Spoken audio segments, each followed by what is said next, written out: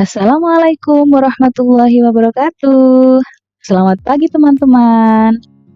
Sebelumnya saya ucapkan selamat ya kepada kalian semua yang telah diterima di SMP Darul Muta'alimin di kelas 7 ini.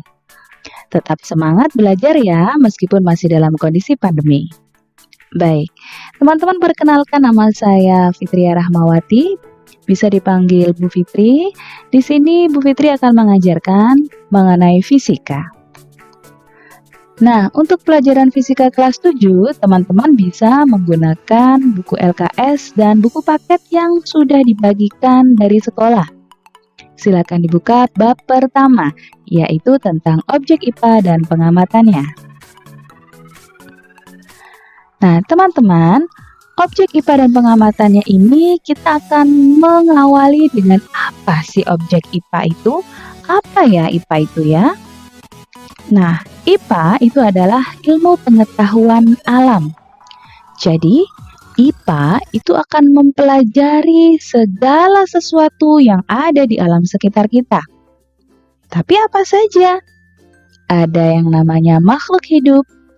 Contohnya, manusia, tumbuhan, binatang. Ada juga benda tak hidup. Contohnya seperti batu, awan, matahari, bulan, air, dan lain-lain. Kesemuanya itulah yang disebut dengan objek IPA. Nah, objek IPA ini perlu kita pelajari. Bagaimana cara mempelajarinya? Tentu kita harus mengamati. Nah, tapi bagaimana cara mengamati objek IPA?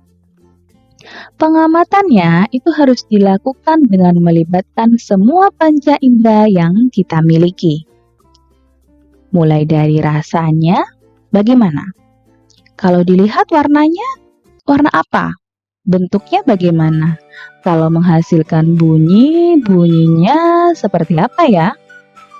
Kalau dilihat dari ukurannya, besar, kecil, medium?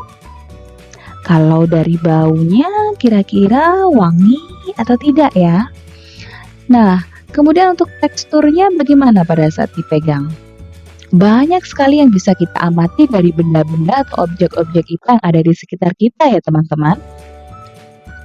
Nah, di sini Ibu Fitri mempunyai seekor sapi. Ayo kita amati bersama-sama. Apa saja ya yang bisa diamati dari sapi tersebut? Ya, sapi itu berwarna hitam dan putih. Kakinya 4, ekornya panjang. Bunyinya mu. Dan sapi ini termasuk sapi perah ya, bukan sapi yang digunakan untuk membajak sawah. Pintar sekali. Untuk pemahaman lebih lanjut, teman-teman, dalam pengamatan atau penyelidikan ilmiah IPA, sebenarnya ada 3 langkah yang harus kita pahami dan kita kuasai. Ada berapa langkah? 3 langkah. Yang pertama yaitu pengamatan. Seperti apa yang sudah kita lakukan, menggunakan panca indera kita. Bisa juga termasuk ketika kita melakukan pengukuran dengan alat ukur. Nah, pengamatan yang dilakukan untuk mengumpulkan data dan informasi. Perhatikan gambar bunga yang ada di sana. Kira-kira apa yang bisa kalian amati? Ya, warnanya. Bisa diamati juga nanti kalau ada di kondisi ada di lokasinya, tingginya seberapa. Apakah semua bunga ini bisa tumbuh di kondisi lingkungan yang dingin ataukah harus kondisi lingkungan tropis? Apakah semua bunga yang ada di sana ini segar ataukah ada yang layu? Bisa diamati ya. Yang kedua, yaitu dengan membuat inferensi. Apa itu? Yaitu dengan merumuskan penjelasan berdasarkan pengamatan yang telah dilakukan. Penjelasan ini digunakan untuk menemukan pola-pola atau hubungan antara aspek yang diamati dan membuat perkiraan. Misal, pada saat kita mengamati bunga-bunga tersebut ternyata ada yang layu, ada yang mati, padahal yang lainnya segar. Kira-kira kenapa ya? Nah, itu perlu diamati. Mungkin karena kekurangan atau kurang mendapatkan sinar matahari, atau mungkin kurang mendapatkan air. Nah, bisa dirumuskan. Yang ketiga, yaitu mengkomunikasikan. Jadi harus dikomunikasikan hasil penyelidikan baik secara lisan maupun tulisan. Nanti data yang disajikan itu pun bisa berupa tulisan atau karangan ilmiah, bisa berupa tabel, grafik, bagan atau gambar-gambar yang relevan. Nah, untuk pemahaman lebih lanjut, teman-teman coba deh perhatikan gambar-gambar berikut. Gambar yang pertama. Sudah diperhatikan? Oke, gambar yang kedua. Nah, sudah? Pertanyaannya adalah, apa yang sedang mereka lakukan? Betul, mereka sedang melakukan pengukuran. Ya, anak yang pertama atau gambar yang pertama, anak tersebut melakukan pengukuran tinggi badannya. Sedangkan gambar yang kedua, ayah dan anak tersebut melakukan pengukuran panjang atau lebar meja. Mereka mengamati, mengukur menggunakan meteran. Betul sekali. Untuk lebih pahamnya, teman-teman di bab pertama ini, ternyata kita juga akan mempelajari mengenai pengukuran. Bu Fitri yakin masing-masing dari kalian pasti pernah melakukan pengukuran. Apa sih pengukuran itu? Jadi pengukuran itu adalah kegiatan membandingkan suatu besaran yang diukur dengan alat ukur yang digunakan sebagai satuan. Nah, teman-teman tahu nggak sih kalau dalam pengukuran ini ternyata di ilmu fisika itu ada dua kondisi yang harus kalian pahami. Ada dua istilah yang harus kalian pahami. Apa itu ya? Yang pertama itu adalah besaran. Apa sih besaran itu?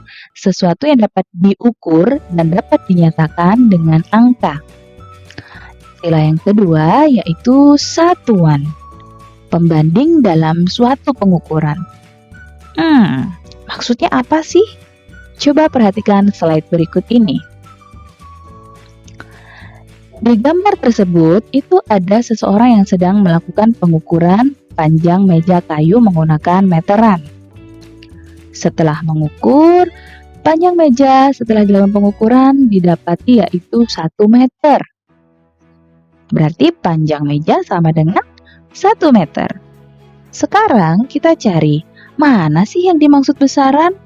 Mana sih dimaksud satuan? Oke, besaran di sini adalah sesuatu yang bisa diukur. Apa yang bisa diukur? Panjang meja. Jadi panjang itu adalah besaran. Sedangkan 1 itu disebut nilai. Dan meter disebut satuan. Sampai di sini mulai paham?